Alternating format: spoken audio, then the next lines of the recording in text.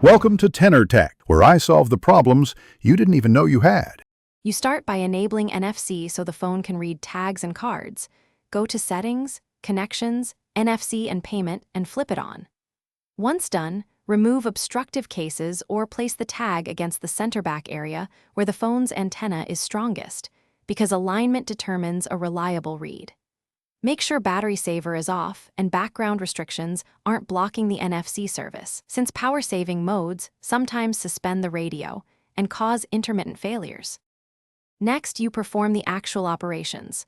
To read or write tags, use NFC tools or Samsung Wallet for payment setups. You tap the tag to the back and wait for the app to detect an NDEF payload. This demonstrates how the phone reads structured data. If writing, choose the record type, enter the information, and write, confirm success with a second read.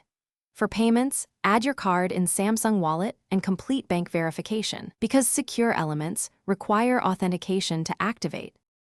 Finally, you handle advanced setups and common fixes. Enable host card emulation in supported apps for transit or access and follow their setup steps to bind credentials. Once configured, test by tapping a reader. If nothing happens, restart the phone and clear the app cache. This often restores the NFC daemon. If problems persist, try a different tag or another phone to isolate tag versus device faults and check for system updates, because firmware fixes sometimes resolve NFC reliability issues.